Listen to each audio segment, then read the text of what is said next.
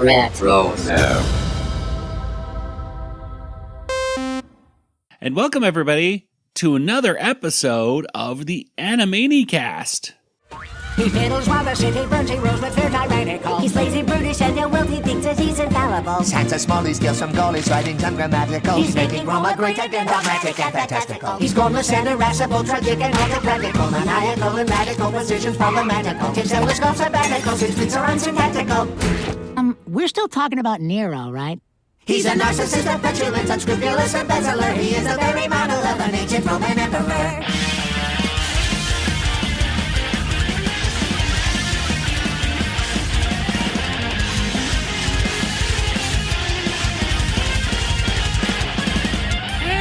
Welcome, everybody, once again to the Animanicast. This, of course, is the podcast that is dedicated to the animated television series Animaniacs, as well as other shows in the Rugerverse, such as Pinky and the Brain and Tiny Toon Adventures and Freakazoid. But today, we are talking about the first episode of Season 2 of the Animaniacs Reboot. That's right, we're going to be revisiting all of the cultural references and gags that we can find and think of. And of course, in the end, we're going to give this episode a Water Tower rating. I am Joey. And joining me once again are my co-hosts. There's my brother Nathan. Are you not entertained? And across the country in Georgia, there's Kelly. Hello. Hello, Kelly. Hello, Nathan. Well, we're here. We finally did it. We made it to the second season, the first episode of the second season. Yes, and it features 3 segments in this one. This features Rome Sweet Rome, Backwards Pinky, and Wakko's Short Shorts, now loading. And, this was I know, a day that a lot of Animaniacs fans were waiting for, sometimes a little bit impatiently, but they finally got to it. What did you two think of this episode? If someone were to ask you about it, to summarize it in, I don't know, just a few words, what would you tell them, Nathan? This is probably the first episode of the second season. Excellent. Okay. Kelly, what about you? How can I follow that?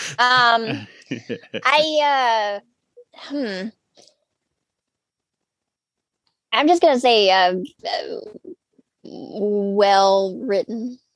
Well written. That's Yeah. It was well written. Yeah. Well, I guess you could say it was written. It was written. Well, written. Nathan. Well written. Well, Nathan, why don't you tell us when did this episode first premiere? Oh boy. Okay. Well, I'm going to tell you this episode premiered on November 5th of 2021, which is Wait a minute.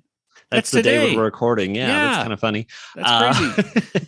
So you know what we got to call this? Before we had November 20th trivia, which rolled off the tongue. Yeah. 2020. Now it's November 5th trivia. November 11/5/2021. I can't think. Nothing is like it doesn't really have the consonants as November 20th trivia. Yeah. Of 2020. Yeah. So November 5th trivia. Nathan, what's our November 5th trivia? Oh, okay. So November 5th is actually Guy Fawkes Day, which I've mentioned before. I'm going to say it again.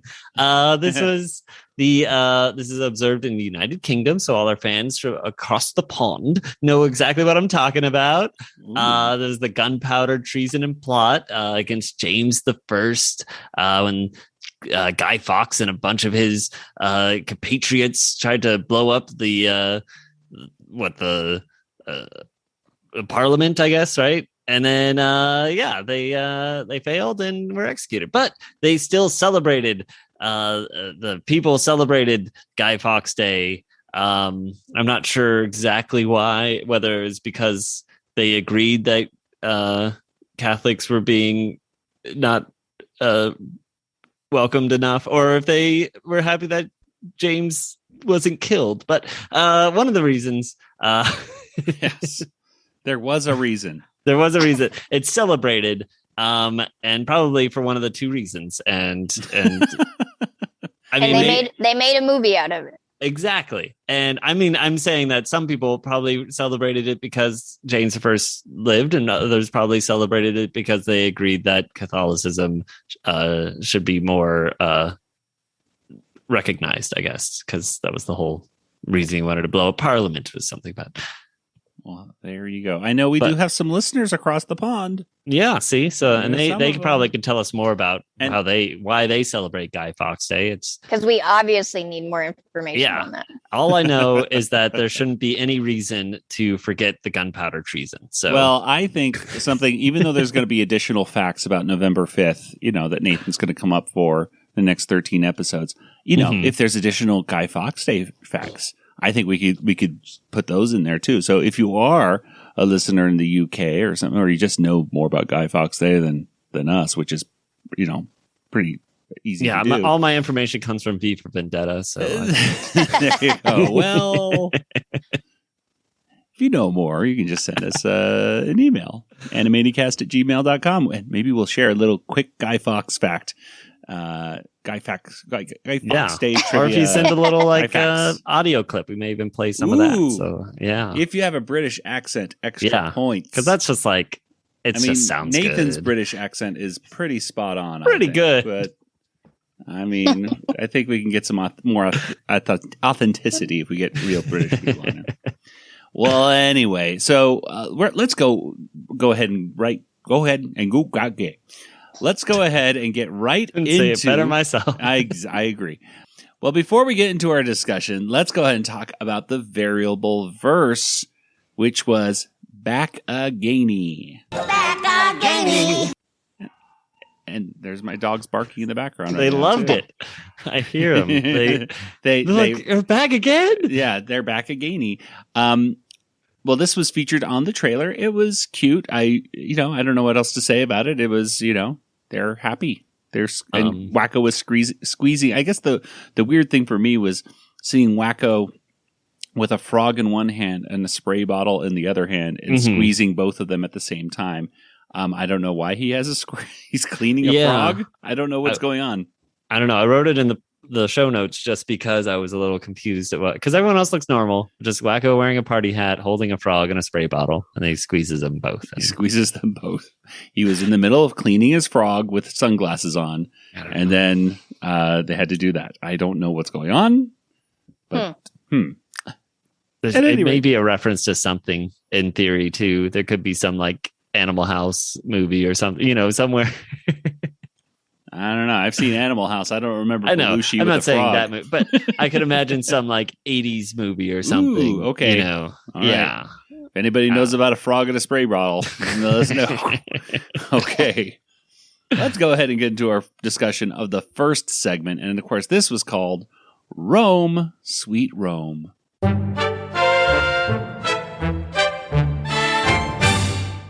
And Rome, Sweet Rome was written by Lucas Crandalls and Timothy Nash and was directed by Katie Rice. And Kelly, why don't you tell us what happens here in Rome, Sweet Rome? Okay. The Warneresses, I guess is what they're called here, because they just keep adding US to the end of every word. They have like souvenir stands, and they're trying to sell souvenirs and like Mount Vesuvius, and one of the please get a life foundation people come and point out that Vesuvius doesn't erupt for another X number of years. And Pompeii volcanic ash globes, each globe contains genuine mummified citizen.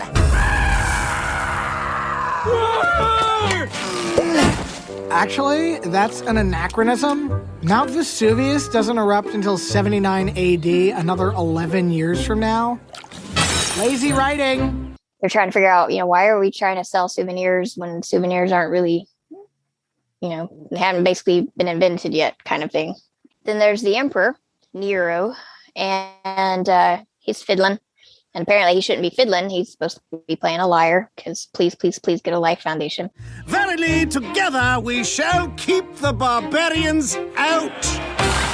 Hey, no fair. Nero said he'd make the Caledonians pay for that wall. This is an outrage. Praetorians, seize the dissenters. Ralphus? That's how you got to do your dirty work? Is he wearing a cape? They're not paying enough taxes. And so then they get the Warners, then they get taken to Nero. And he's doing like a press conference. And so he's talking about fraudulent heralding and, people from news outlets like Times New Roman are there and Gaul Fleet Journal. And they're asking a bunch of questions and he's kind of sidestepping them and using this very elaborate language. It was quite familiar. I don't know. It kind of felt like we just kind of dealt with somebody like this. I guess. Yeah, but it sounded pretty good. I liked a lot of the phrasing that they used, and it was clever. What they were the writers were doing. That's why I said it was well written, because I mean, like fraudulent heralding, I mean, you know exactly what they're saying there, but the turn of phrase I thought was really good. Fake news. So even basically, but fraudulent heralding sounds so much like nicer. It does. Well, I will fancier. say, if Trump Fancier. actually talked like Nero, I might actually like him a little bit more, because he's actually they make fun of him later on by talking about how he doesn't know how to write and he's an idiot and everything. And he sure does sound pretty smart though in this. Yeah, Nero sounds pretty intelligent. Like I said, I like a lot of I love his vocabulary. I was really impressed. And I'm a writer, so it's not easy. I won't say it's not easy to impress me. It is really easy to impress me, but I recognize clever writing. So anyway, he's asking if they're actually part of like a wealthy family, because then it's okay. They don't need to pay their taxes. But Ralphus says that, they aren't. So he's like, you need to pay your taxes. But then they start singing the song, Modern Major General. I am the very model of an ancient Roman emperor. I overspend and overtax and overthrow my treasurer. I marry family members from my cousin to my stepsister. I'm always right, I'm never wrong, just as this neutral senator. That is correct. But we've already heard this before. But the new lyrics, but they even point to the fact that it's been heard before, because I think Wakko tells Yakko that he liked the first version better. Yeah. And so then they end up in the Colosseum, and Nero brings forth the tigers, and then Dot gets a laser pointer and starts pointing it, and the cats get distracted as cats do with laser pointers, and Nero's getting more and more upset, and then she points the laser pointer at him, and the cats attack him, and then there's a good night everybody moment. And then at one point Dot says, "Are you not entertained?" which is a direct line from Gladiator, which is an amazing movie and has an amazing soundtrack. Hans Zimmer. Good movie. And he brings out barbarians and like American gladiators, which is, I think they ended up rebooting that, but it was like an old show from like the late 80s or early 90s. It was parodied once on the classic show, a few times on the classic show. Yeah, that's right. There was that episode. They had a pretty horrible Hip Hippos one that was pretty forgettable, but So and then John Cena comes out. And it actually him voicing? That was Jess Harnell. What? Oh, okay. Voicing scene. No. Yeah. But they said that, I did not even look at the thing, because I just assumed like it was actually John Cena, because that's what they said in the New York Comic-Con. They kept talking about John Cena. Yeah. I would think they would. I'm sure they meant the character instead of the voice. Yeah. Yes, yeah. But And then listening to it after I saw Jess Harnell, I was Uh-huh. like, I can hear Jess Harnell. Okay, so it's just you know what? but That was a in relatively credits, good John Cena. Yeah, I thought it I was a can't good say one. I know what John Cena really sounds like. I thought so. it sounded good. It didn't look like John Cena. No, I'll but it say did sound that. like him. Yeah, I thought it was John Cena. I thought it was really his voice. Actually, I'm taking a break from wrestling to try my comedy chops. Roman walks into an inn, holds up 2 fingers, and says, "Give me 5 wines." Get it? What, no good? Stay in thy lane, fiend! Everything goes crazy, just like it usually does with the Warners. Then Nero comes out and he's gonna fight, but his armor is like really small and doesn't fit him well. And Aw, sweetie, it's low heat when you're tumble drying plate mail. And then Yakko takes a golf club and ends up like hitting him and sending him flying out of the Coliseum. And he'd given Nero gave Yakko some really good golf advice, obviously, because it worked. So he ends up on an island, and he's pretty happy. He's a pretty good exile, and surrounded by a bunch of crabs, and he's fiddling. And then he drops his fiddle down on the head of one of the crabs and, presumably kills it. So then the other crabs get mad, and they just start attacking him. And that's kind of where it ends. Treachery! Treason! Insurrection! Impeachment!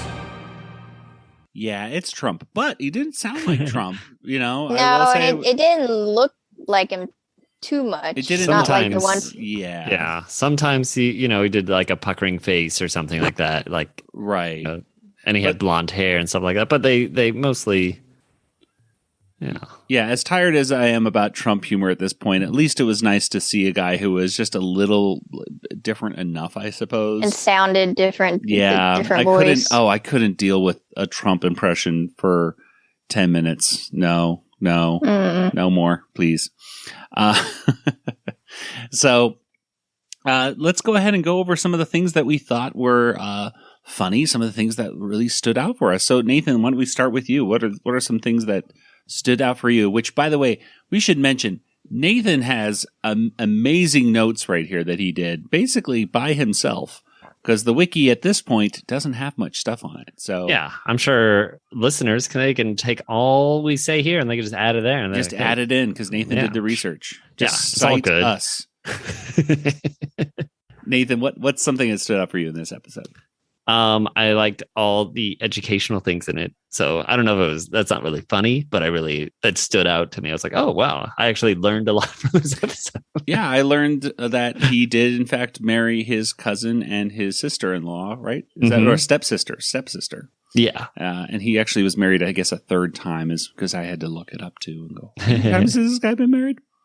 Yeah. So yeah, it was nice. It was very nice to actually have real educational material in this reboot for the first time. There was definitely some funny lines from Nero. So I mean, just it was a lot of fun, and I enjoyed that there was a song because we don't have a lot of songs so far too. So I just wish it was a song to a tune we hadn't heard a song before.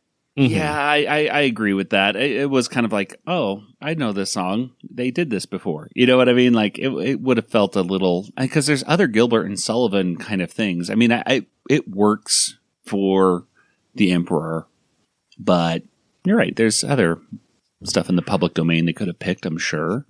Whatever though. Kelly, what about you? What are some funny things or other stuff like that you didn't mention before? So they were talking about having the Caledonians pay for the wall, and then they wouldn't pay for the wall, and that was kind of funny. Because, they were like, well, you said they were going to pay for the wall. So obviously that was a reference to current or, semi-current events. And I think I did already mention the Times New Roman. I thought that was hilarious. And I also liked all the references to historical people and the gladiator reference. That was a lot of fun. I like that we did a history segment, and it was just interesting. It had kind of the feel of an old Warner's cartoon. Well, there we go. Hey, that's a good compliment right there.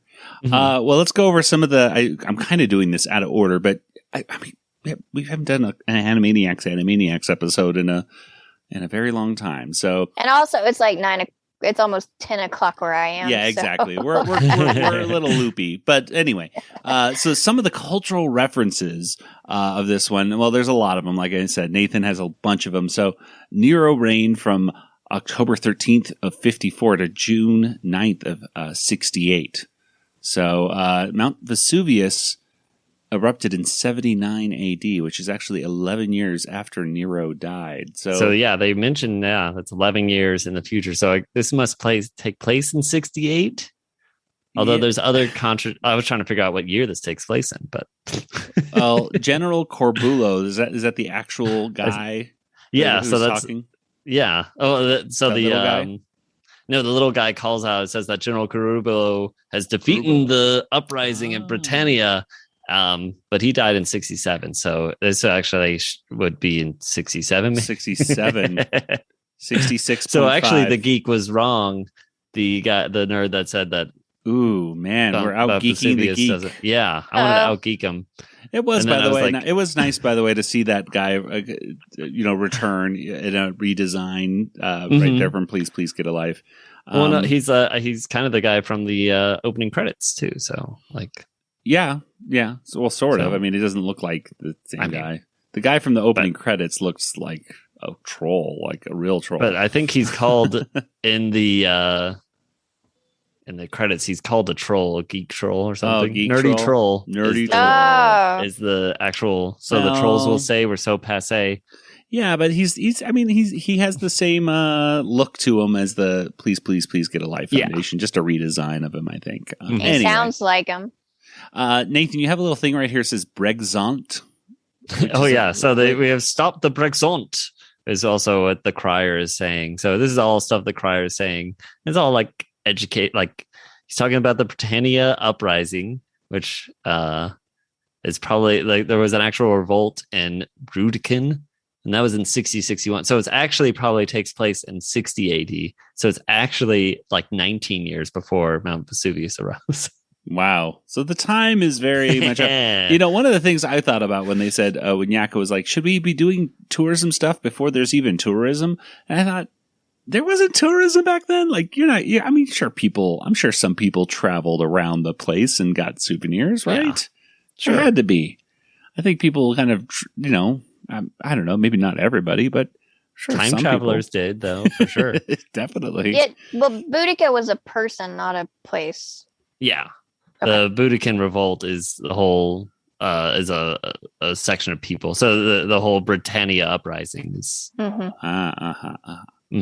Okay. So anyway, there's Pompus Acostus, a possible reference to Jim Acosta. Who's Jim Acosta? Jim Acosta is the reporter. Is this right? Yeah, there's a reporter named Jim Acosta, and the reporter in this was named Pompus Acostus. Now, so this one right here, you put Aurelia Severus based upon Aurelia Paulina and Septimus Severus. Yes. So these are actual people in the. So she was the lady from the Gulf Fleet Journal. Right. It was named Aurelia Severus, and they're around in that time. Who's Aurelia Paulina?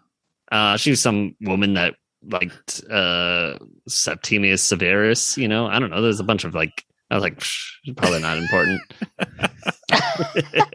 Well, but Septimius Severus was the Roman emperor, but he wasn't until 193 to 11. So okay, all right.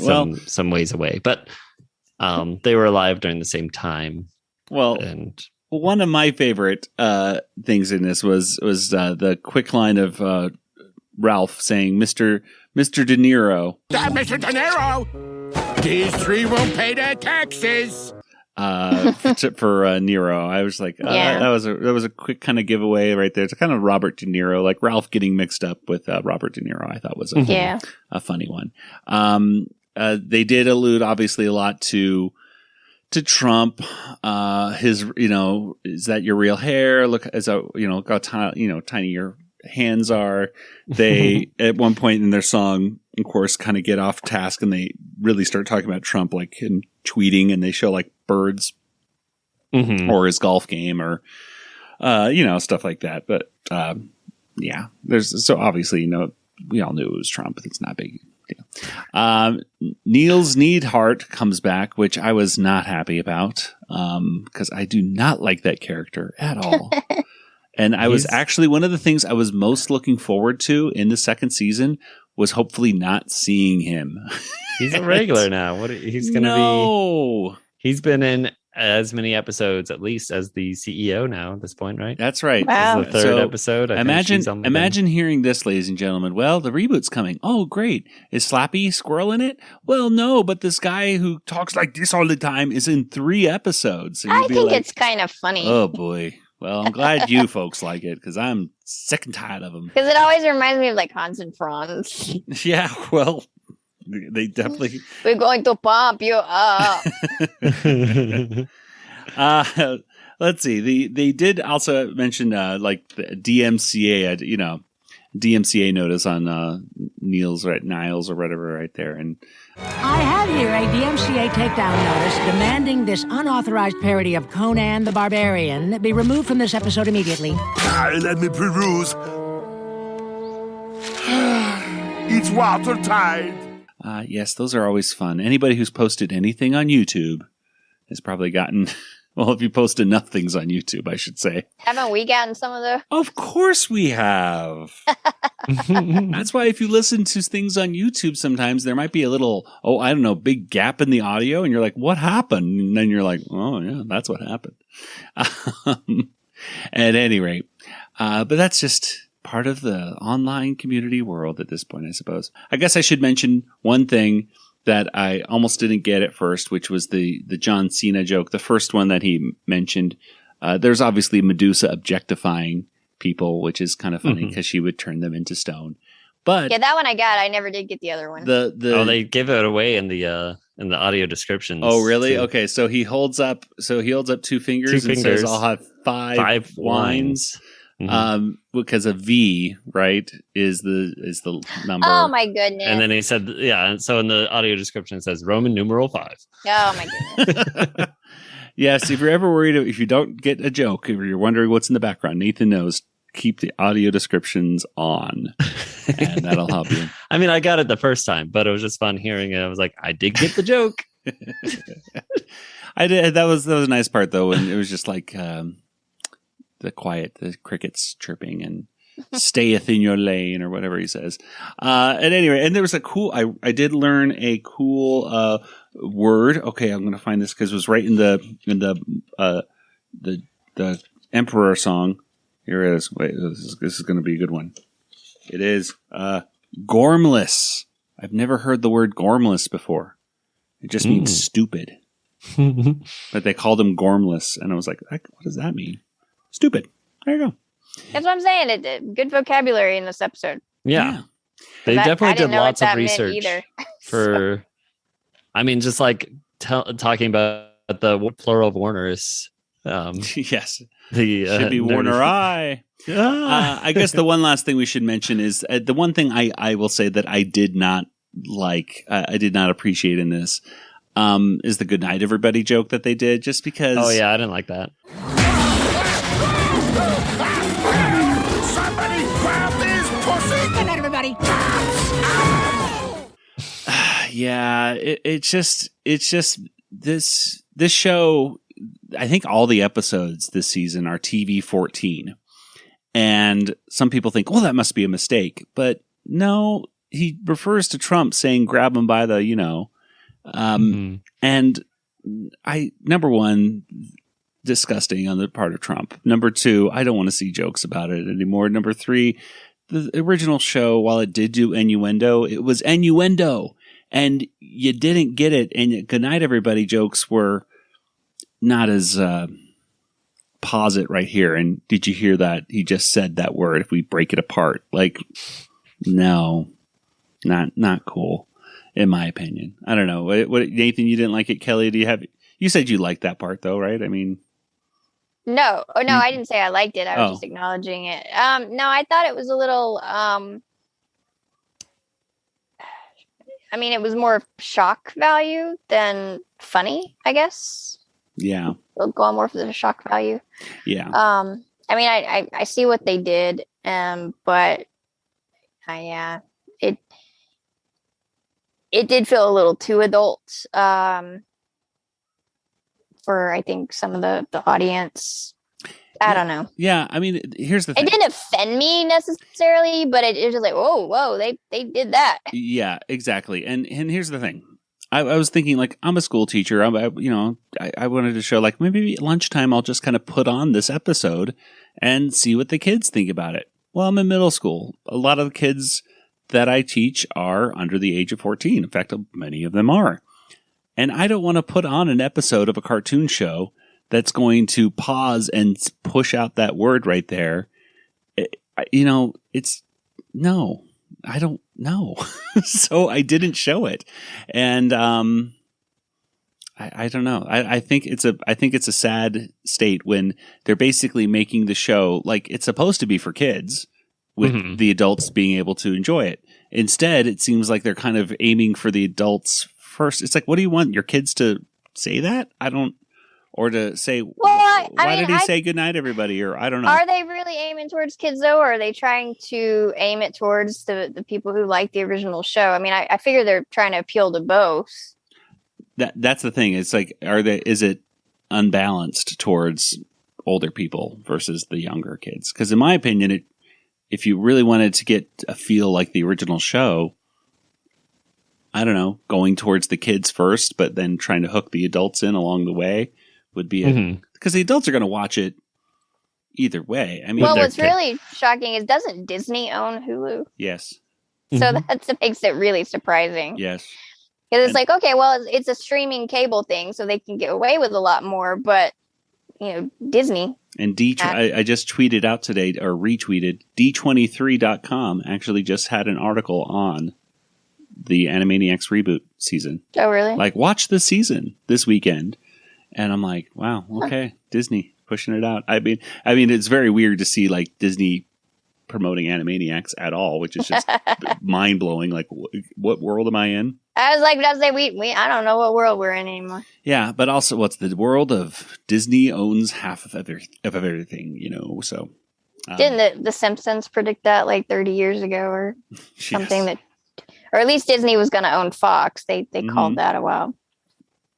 Well, at any rate, so that is a kind of a sad thing. And, for the most part, I mean, I'm taking it episode by episode. I might watch one or two ahead, but I'm not going to watch too far ahead into this season. I'm hoping that it's not too adult, but I've also heard that it's this first little joke is not the only kind of thing where they're pushing the envelope possibly a little bit too well, we much. already talked about the Thundercats thing, and not several, but quite a lot of people were bothered by that. Yeah. So I mean, they're obviously taking some risks. We'll see if it works for them or not. It'd be interesting. Let us know what you think, folks. Are they pushing it too much for adults or what? I don't know. Well, let us know. Tweet, email, you know the drill. At any rate, let's go ahead and go to our next segment, unless there's anything else you guys want to talk about the Emperor of the Rome Sweet Rome. Oh, it meant Home Sweet Home. We should mention. Yeah, thank you. That was... Oh, and I thought the title card was really cute, like a little like cross stitch. Yeah, that was a picture. Nice little thing. Yeah. So I love my cross stitch. But Nathan, anything else than the thing I stole from you, which the Home Sweet Home thing? The song was written by Lucas Crandall, Roddy Hart, Timothy Nash, and Tom Riley, and performed by Broke Baker, Missy Hale, Jess Harnell, Tress McNeil, Gabriel Mann, and Rob Paulson. So I don't know. It sounded like the Warners the whole time through. I don't know if anyone sang for anyone else ever, but yeah, that makes me wonder. Like, were a few lines picked up by somebody else? I think that one of the lines didn't sound like Jess Harnell saying it, or as Wakko. I have to double check. But now that you mention it, Some lines did sound a little bit different, but I just thought it was see my imagination. The voice of Nero, Fred Task. He does the Tassicore. He does the voice of Nils Neidhart, right? As well. But his name's not on there either, so someone sang for him, I guess. Interesting. Probably, I'm guessing either Brock Baker or Gabriel Mann, I guess. Yeah, I guess so. Must be. So, right. Yeah. Missy Hale, I think, did do some things for Tress MacNeille in the first season, if I'm not mistaken. So, yeah, I guess some lines were maybe re-recorded or for whatever reason, just so we'll have to see which ones were. I don't know. Re-listen to it, folks. See what you can figure it out. Well, anyway, let's go and get to Backwards Pinky.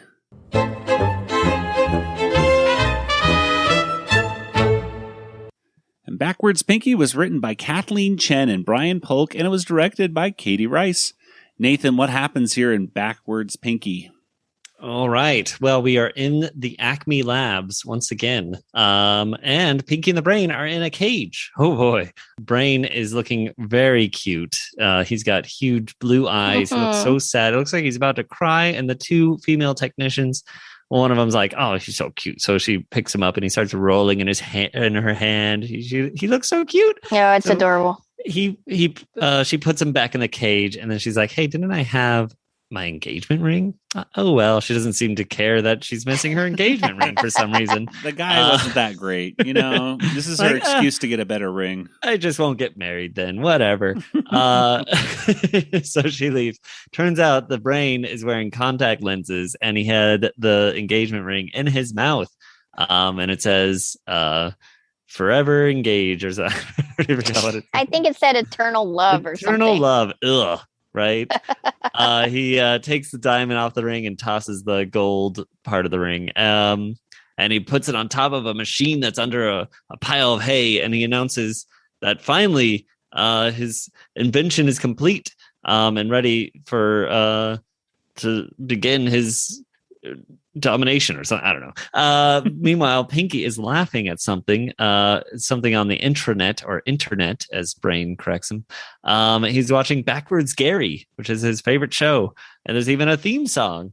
We get to hear all about Backwards Gary, the theme song written by 3 people.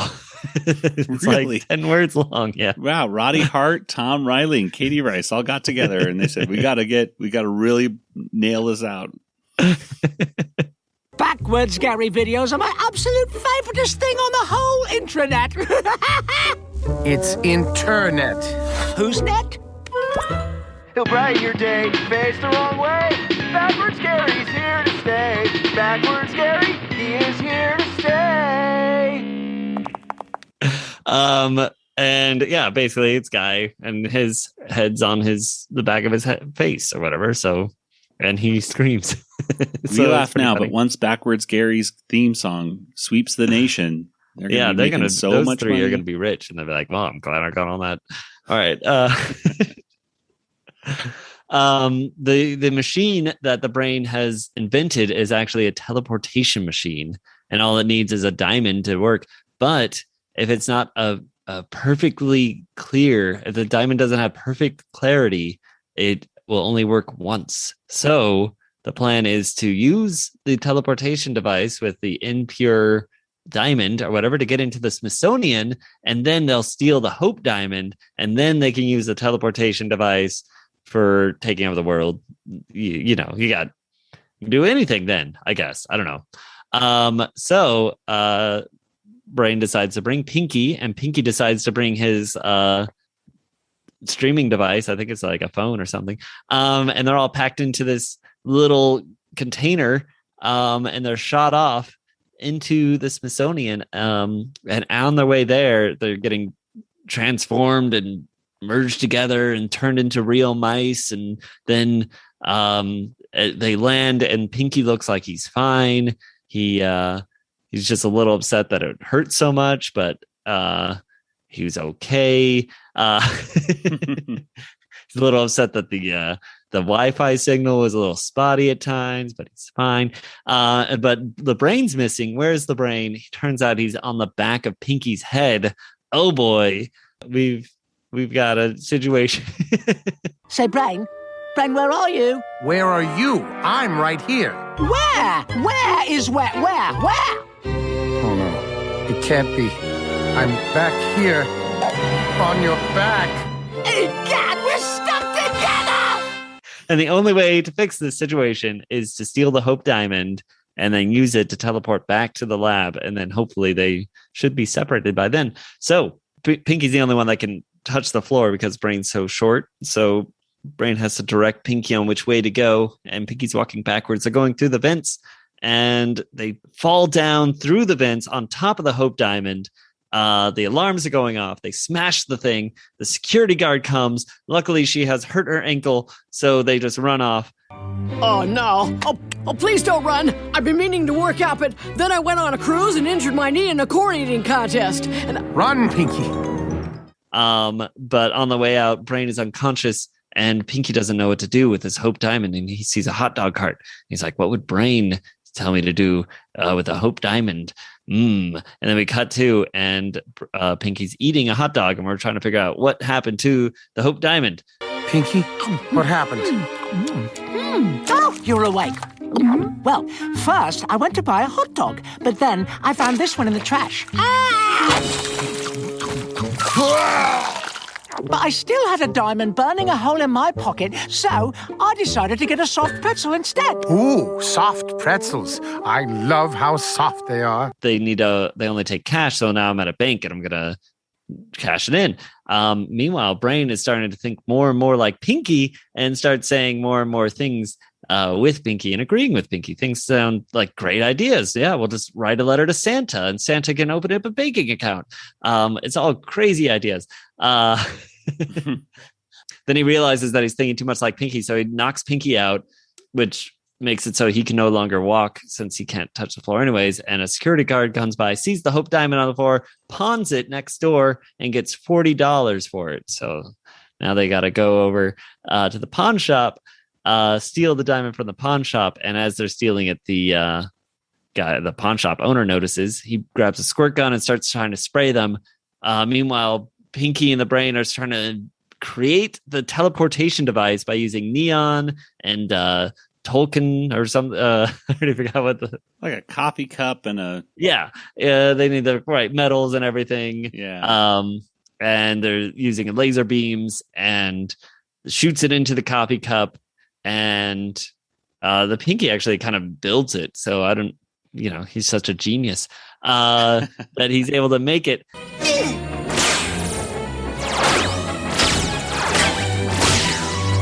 Just one last thing. Ooh, a shiny! You know, Brain, for the first time, I feel like we truly understand each other. Right back at you, plompers! I do think he's another point. You notice that Pinky's brain isn't being overtaken by Brain's brain because Pinky's brain is more powerful than Brain's brain because he's the genius. So there you go. They get zapped back and they're all perfectly fine, except we see on the back of their head, we have backwards Gary screaming. So there you go. The end. Well, it's a pretty standard Pinky and the Brain episode in that it's pretty good. However, it does have a very kind of weird and sometimes a little bit grotesque moments. Yeah, those are gross parts for sure. Yeah, let's talk about any of the cultural references, which I guess there really weren't that many. I mean, Warren G. Harding was mentioned. He's president of the United States. Which president was Warren G. Harding? He was the 19th or something, something like that. Warren Isn't Harding. he the one that only? He's right before Calvin Coolidge because it's no, that was Harding. William Henry Harrison. Calvin Coolidge next in line, and then in 1929 the market crashes and we find, he was the 29th president. There you go. Was Warren G. Harding. Well, in case you didn't miss, you missed it, which I know many fans didn't. They said Brinky at one point on this, and I know that some people got all because if they like to ship Pinky and the Brain. Yep, I had to write it down. I thought I had heard that before. Yep, and it's also a name of an episode of a spin-off series too, where they actually have a child. A little bit of both of Pinky and the Brain's DNA becomes essentially their son named Brinky. I think the son's actually named the episode's called Brinky. Yeah, the son's called something else. I haven't watched it yet. I want to watch it. Can't wait. Yeah, that one we need to see. But totally. Rami. Rami is their son. Rami. Anyway, Rami Malek. No. There's also, of course, the neckties and scarves, in case you didn't see it. The neon sign kind of blinks to Narf. Right there. I thought that was cute. Yeah. And the whole thing of merging might be the concept might be a reference to The Fly. I wasn't quite sure, but I mean, it kind of happens in The Fly. Basically, it's teleportation. It's pretty much any teleportation science fiction. Something wrong is going to happen. Unless you're on Star Trek, which it seems to work all the time. At any rate, Kelly, what were some moments in this that stood out for you that were funny?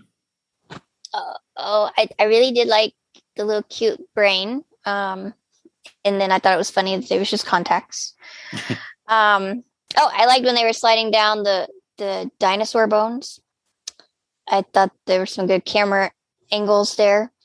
And that backwards Greg thing was just... I mean, it was kind of funny. It did make me chuckle. That is probably the one thing that made me actually laugh. I didn't laugh out loud really at anything necessarily in this episode. But I did, that surprised me. And that guy's expression. Yeah. I just went, whoa. I just like the lady says hello, and then, I was not expecting him to just start screaming. It was different. It was at least as good as, Gnome in the Mouth. It could be its own. It was better. Yeah, exactly. I think it's better than Gnome in the Mouth. This was better. So, they should have made this just its own thing. Yeah, so I like Brain's expressions when he started to become more like Pinky. Yeah. And his eyes would turn colors. And I thought the writing in this was really good too.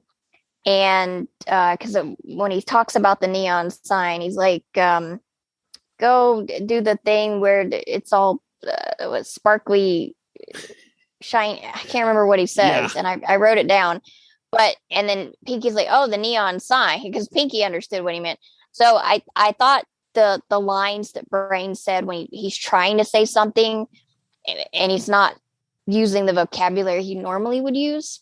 Right. I really thought that was good because they did a really good job of demonstrating that he's not himself. Yes. And he, he's like this inner conflict and outer conflict because he doesn't even have his body completely to himself anymore. My brain sticks are getting floppy. I mean, my neurological pathways are being overtaken by yours.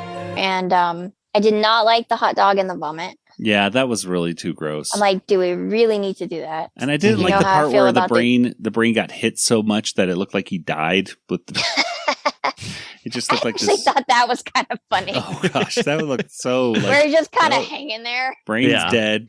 He's taking a little nap. And so when they're talking about the pretzels, I thought that was funny. He's like, oh, I love how soft the pretzels are.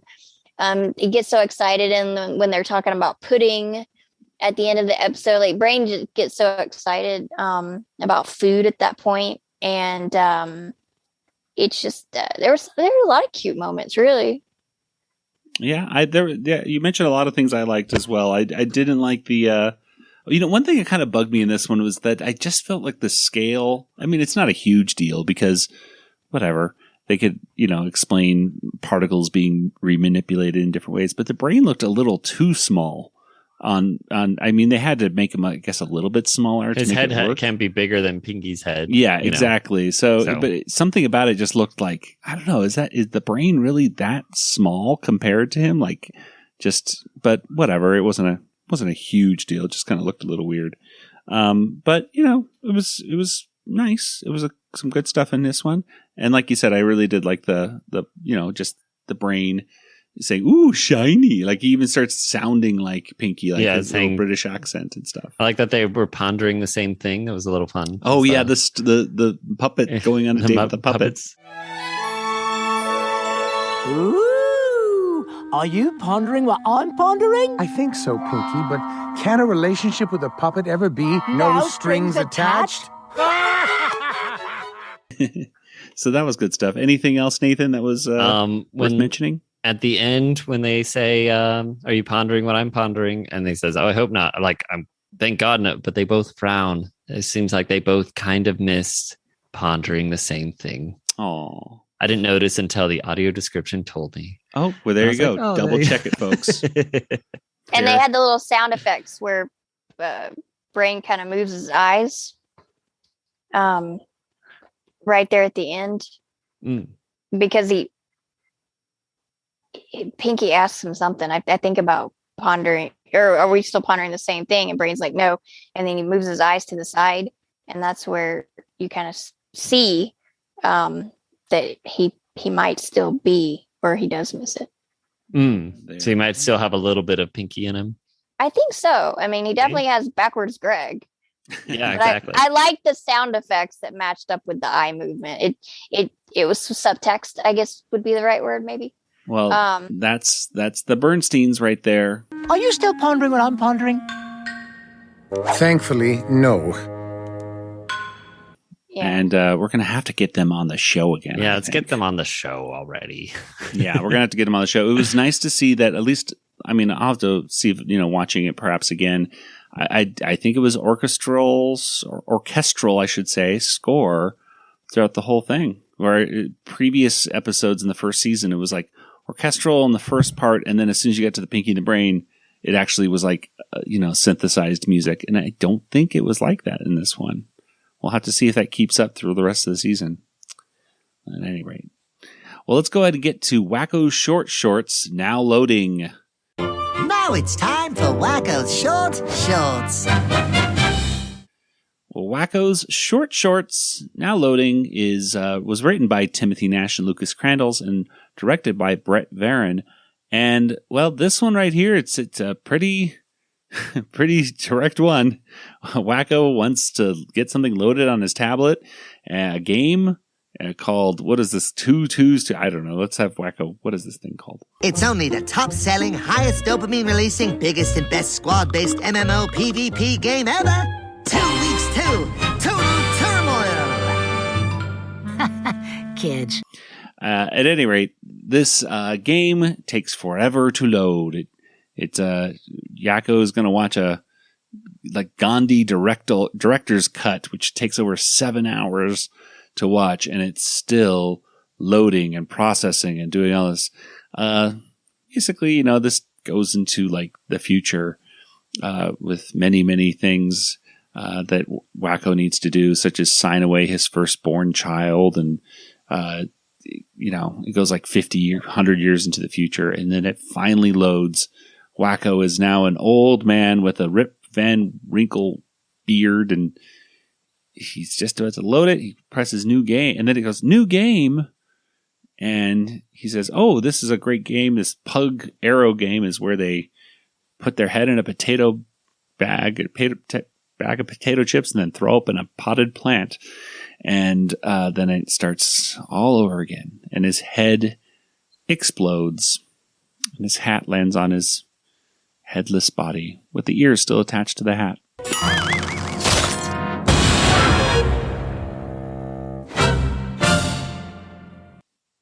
And, well, that's pretty much it. He waited a long time.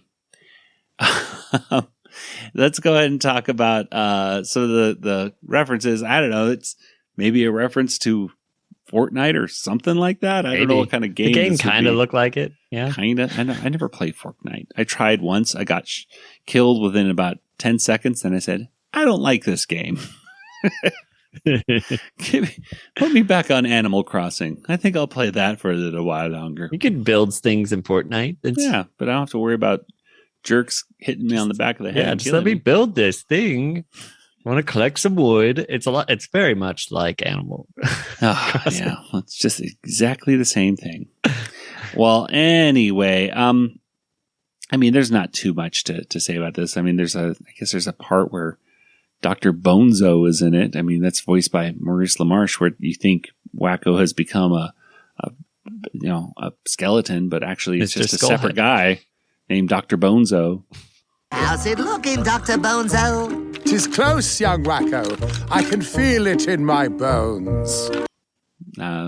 Will we see Dr. Bonzo again later this season? Ooh, maybe that's the fourth Warner. Oh, Oh, maybe.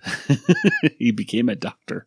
So Maurice LaMarche is one of the Warners now, too. So that's exactly. Cool. Now he is. Well, at any rate, what are some things that stood out for you in this one that you liked or maybe even didn't like?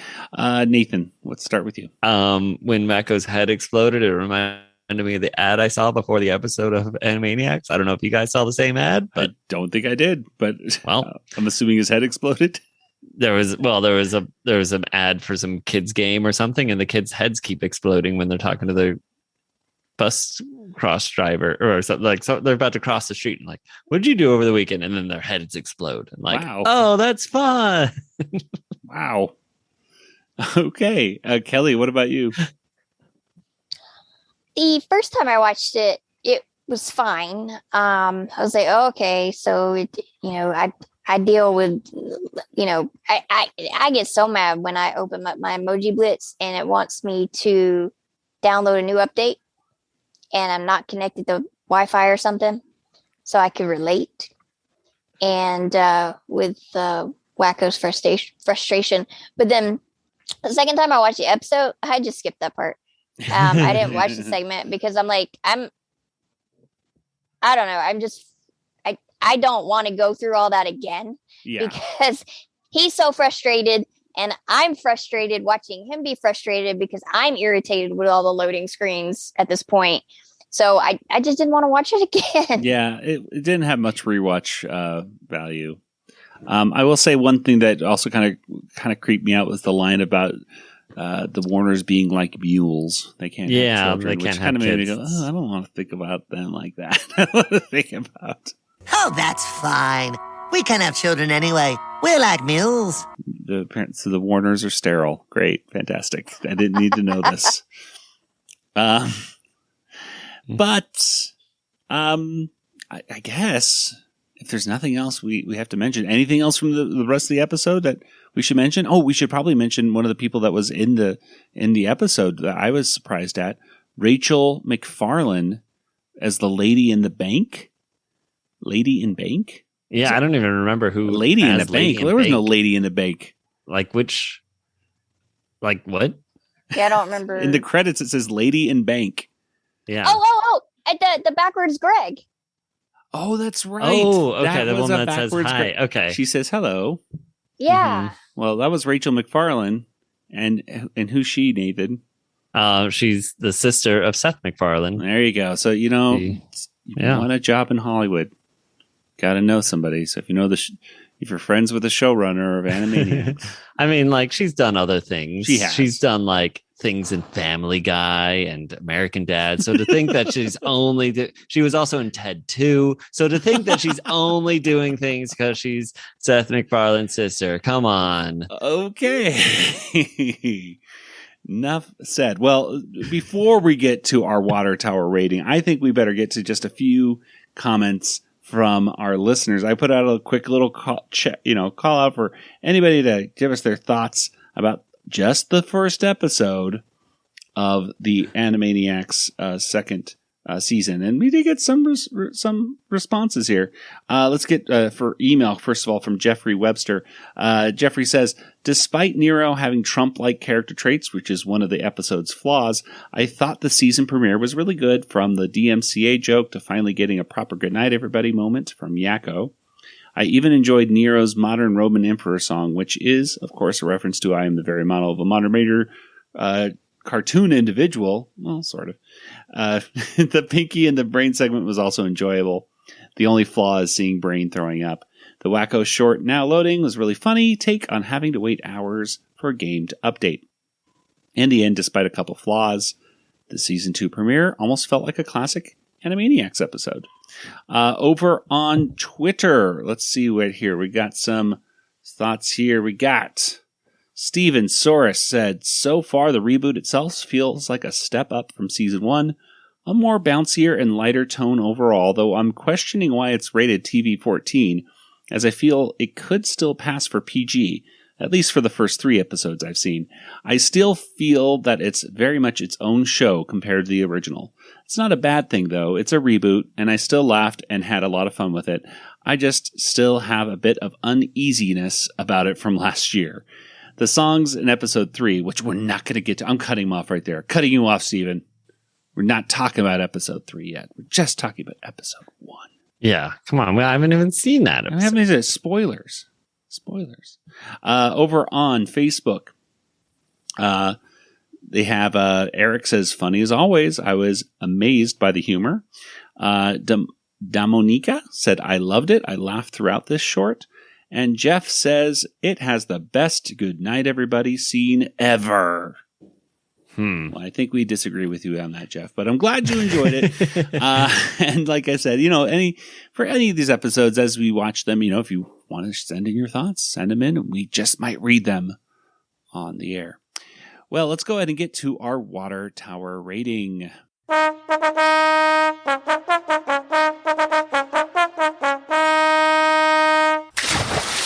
What do you two think? Out of 5 water towers, how many would you give this episode of the Animaniacs Reboot? Nathan, let's start with you. Is it so hard? I'm gonna say I'll go with 4.5 water towers. I think. I don't know. I'm just trying to remember from season 1, and I'm comparing them to. Are you comparing this to Animaniacs in general, or just reboot episodes? Reboot episodes. Okay. So based on season 1, I'm gonna go with 4.5 because it has a song. It was educational. It is a strong Pinky in the Brain. Yeah. I mean, it wasn't funny. A lot of fun. Like, I wish it was funnier, but it wasn't like unfunny necessarily. It was.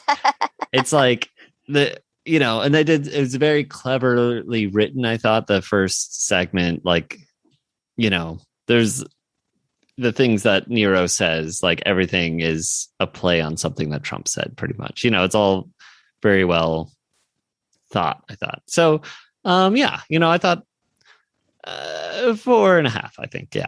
All right. Kelly, what about you? I'm going to go with 4. I was pretty impressed with the episode as a whole.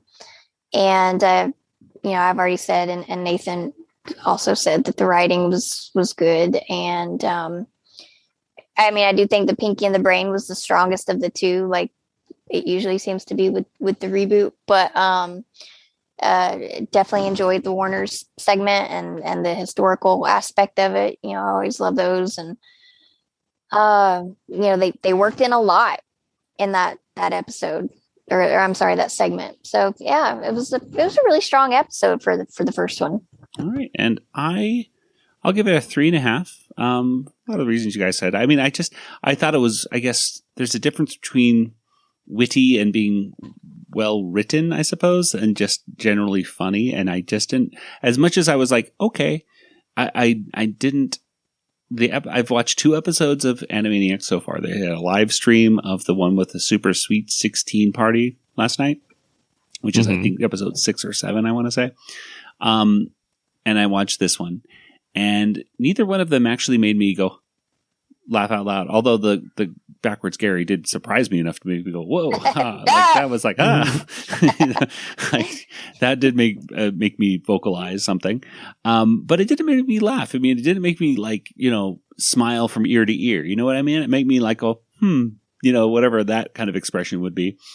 So I'll say 3.5, which is still very good. I think, honestly, so far, all the reboot episodes, this one is the strongest. This one has tied so far with episode 11, the Phantomaniacs. We each gave it the exact same rating. There we go. So there you go. It's as good, if not better, than the one before. So there we are. So average of 4, which is pretty darn good. Okay. Well, let's go ahead and get to our contact information. Kelly, where can people find you online? I am on the Twitters, Yoda Princess, YODAPRNCSS, or email me, Kelly@BigShinyRobot.com. Nathan, what about you? Where can people find you online? Oh, me? Yeah. Little old me? I'm on Twitter as well. JangoFT, that's me. All right. And as for the Animanicast, you can find us on Twitter and Facebook and Instagram. And of course, we have our Patreon page, which is honestly a fantastic place to go to for bonus audio. Bonus. You can find out how show notes are made. Exactly. You can find out the whole story about how Nathan does all these show notes. As well as Animaniacs Creators Commentary with Tom Ruger. You won't find these commentaries anywhere else, so I would suggest you check out the Animanicast Patreon, patreon.com/Animanicast. You can get those commentaries, decals, signed trading cards, and much more, so check it out. And of course, you can go to our Retro Zap Discord server. We're a proud member of the Retro Zap Podcast Network. Head on over to join the discussion to talk about Animaniacs or Star Wars or anything pop culture. Welcome link over there is discord.animanicast.com. Well, that'll do it for today's episode. So, for Nathan and Kelly, this is Joey saying good night, everybody. Good night, everybody. Good night, everybody.